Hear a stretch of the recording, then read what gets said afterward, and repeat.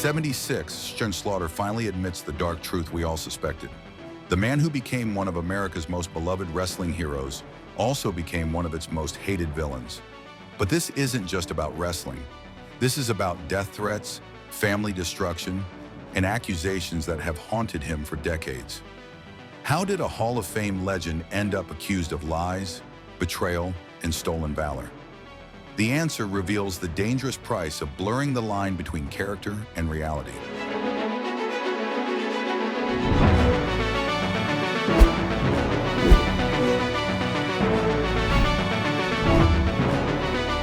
In 1990, Sergeant Slaughter made a decision that would nearly destroy his life. He returned to the WWF as an Iraqi sympathizer during the Gulf War. This wasn't just a heel turn. This was career suicide wrapped in controversy. The character claimed America had grown soft and weak. He aligned himself with General Adnan and the Iron Sheik, now called Colonel Mustafa. Together, they formed the Triangle of Terror. Wrestling fans watched in horror as their all-American hero betrayed everything he once stood for. The timing couldn't have been worse. American troops were fighting in the Middle East. Families were watching their loved ones deploy to war zones. And here was Sergeant Slaughter, spitting on the flag he once defended. The public's reaction was swift and brutal. Adult fans called it a shameless attempt to profit from war. But the real tragedy was watching children's confusion.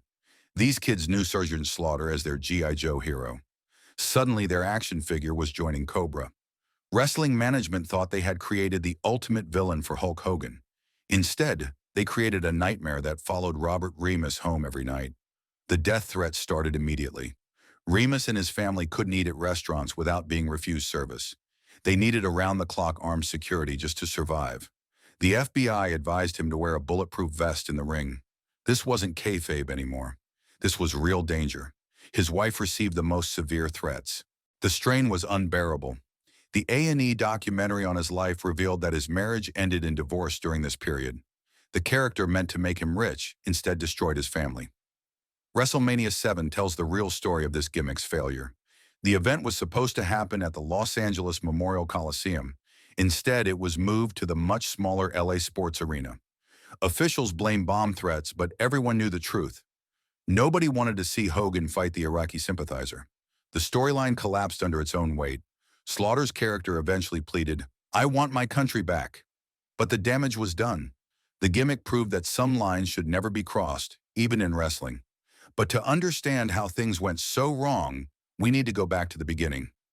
Robert Remus started wrestling in 1972 under the guidance of Verna Gagne in the American Wrestling Association. He began performing under his real name before developing the Sergeant Slaughter persona in the late 1970s. The original character was a mean-spirited drill instructor who called opponents scum, slime, and maggots. He used the Cobra clutch as his signature hold. This aggressive style quickly established him as a top villain. A brutal alley fight feud with Pat Patterson became one of the most violent matches in WWE history. Everything changed in 1984. While still positioned as a heel, he was put into a rivalry with the Iron Sheik, who had long pushed anti-American rhetoric. The audience response was overwhelming. Fans dealing with Cold War tensions instinctively supported the character defending American honor. The series of boot camp and steel cage matches against the Iron Sheik propelled him to national popularity, second only to Hulk Hogan. Wrestling promoters had successfully capitalized on collective national sentiment by pitting Slaughter against characters like the Iron Sheik and Nikolai Volkov. This transformation from villain to hero demonstrated how a wrestler's ability to embody a cultural archetype could lead to unprecedented popularity. The strategic timing was perfect. The Cold War provided fertile ground for a pro-American character. But this same patriotic foundation would later be weaponized against him. Then came the corporate disaster that set everything in motion. In 1985, at the height of his popularity, Sergeant Slaughter was the second biggest star in wrestling. Then Vince McMahon made a demand that changed everything. Hasbro wanted to make Sergeant Slaughter a G.I. Joe action figure. But the WWF had an exclusive deal with rival toy company LJN. McMahon told Remus he couldn't do the Hasbro deal. One account suggests he was even fired for a no-show in protest of a request for paid vacation. But multiple sources confirmed the primary cause was this intellectual property dispute. Remus faced an impossible choice. He chose Hasbro and left the WWF. This decision made him one of the first living people ever turned into a G.I. Joe figure. He joined William, the Refrigerator Perry, and Roddy Piper in this exclusive club. The character was modeled on his wrestling persona and voiced by Remus himself. Reports suggest he made more money from the G.I. Joe deal than from his entire wrestling career at that point. But more importantly, he proved something revolutionary. He owned the Sergeant Slaughter character, not Vince McMahon. When confronted by McMahon, Remus had his lawyer present with papers proving ownership. This was unheard of in wrestling. Promoters usually owned everything about a character's name and likeness. Remus's foresight in retaining these rights was a pioneering act of performer autonomy. The G.I. Joe partnership expanded his reach beyond wrestling fans. Children who never watched wrestling knew Sergeant Slaughter as their toy soldier hero. This crossover success demonstrated the immense value of controlling your own brand. It also set a precedent that would influence future generations of performers to diversify their income and control their professional destinies. But success came with a price. When Remus returned to wrestling in 1990, McMahon had revenge in mind. The Iraqi sympathizer gimmick wasn't just about creating a villain. It was about punishing a performer who dared to leave and succeed elsewhere. The corporate conflict revealed deeper issues about power and control in wrestling. Remus had proven that wrestlers could exist independently of a single promotion. This threatened the entire structure of the industry. McMahon's response was to use the most sacred part of Remus's character against him. Yet the Iraqi sympathizer controversy wasn't Slaughter's only scandal. For decades, he had built his persona around military service that never happened.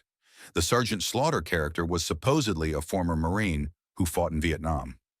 Remus often spoke about his service in interviews, both in character and out. He told detailed stories about combat tours and military experiences. There was just one problem.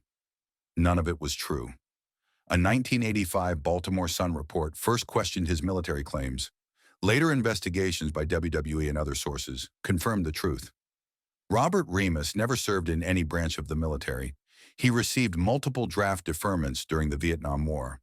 Even more shocking, he was an active participant in the anti-war movement. The man playing a patriotic Marine had actually protested against the war he claimed to fight in. The Marine Corps received numerous complaints from actual veterans. They expressed concern over his abuse of the uniform and the military image. Real Marines felt disrespected by someone profiting from their sacrifice. Wrestling fans were divided. Some understood that kayfabe meant protecting your character at all costs. Others saw it as stolen valor, a serious crime that dishonors real veterans. The controversy deepened because Remus blurred the lines. Speaking about military service and character was one thing. Claiming service in shoot interviews was another. This extended the lie beyond the wrestling ring into real conversations with journalists and fans. When confronted about these claims, Remus later said he was told that was part of his character. Some saw this as a genuine admission of getting caught up in the act. Others viewed it as an attempt to shift blame. The stolen valor accusations created a permanent stain on his legacy. While he achieved Hall of Fame status, the questions about his integrity never disappeared. This controversy forces a discussion about the ethical boundaries of a performer's persona and the responsibilities they hold when their character is built upon a real-world, highly respected institution. Today, Robert Remus serves as a WWE ambassador and Hall of Famer. He makes appearances at charity events and military appreciation functions. The irony isn't lost on anyone. A man accused of stolen valor now represents wrestling at military tributes. He remains vocal about modern wrestling, criticizing performers who use his moves without permission. He claims psychology and storytelling are lost arts in today's product. These comments show he still sees himself as a guardian of wrestling tradition. He recently criticized Lacey Evans for using the Cobra Clutch without his permission. Recent appearances include the A&E documentary, biography, WWE Legends, and scheduled attendance at tribute events for late wrestlers like Hulk Hogan. His presence in the wrestling community remains strong despite the controversies, but the shadows of his past continue to follow him. The Iraqi sympathizer gimmick nearly destroyed his life and family. The stolen valor accusations questioned his fundamental integrity. The corporate battles, while financially successful, created enemies that shaped his entire career. Sergeant Slaughter's story is a cautionary tale about the power and danger of professional wrestling characters. His persona connected with American audiences in ways few wrestlers ever achieved. He became a legitimate pop culture icon through G.I. Joe.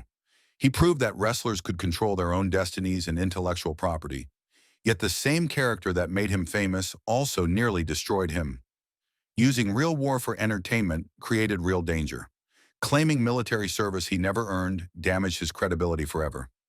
The line between Sergeant Slaughter and Robert Remus became so blurred that both men suffered.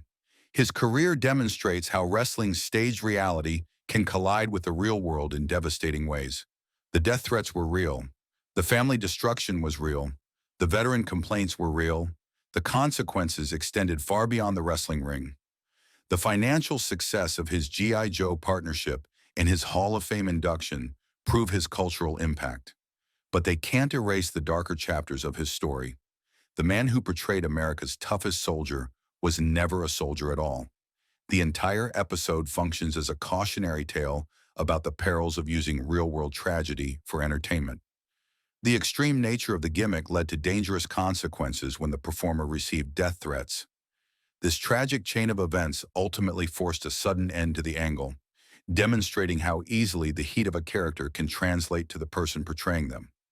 At 76, Sergeant Slaughter remains a legend, but also a reminder of how the line between character and reality can sometimes destroy the man behind the uniform. His story forces us to ask difficult questions about entertainment, integrity, and the price of fame. What do you think?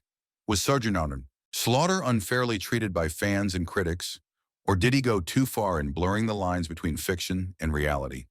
Let us know in the comments below, and don't forget to like and subscribe for more wrestling content that reveals the truth behind the legends.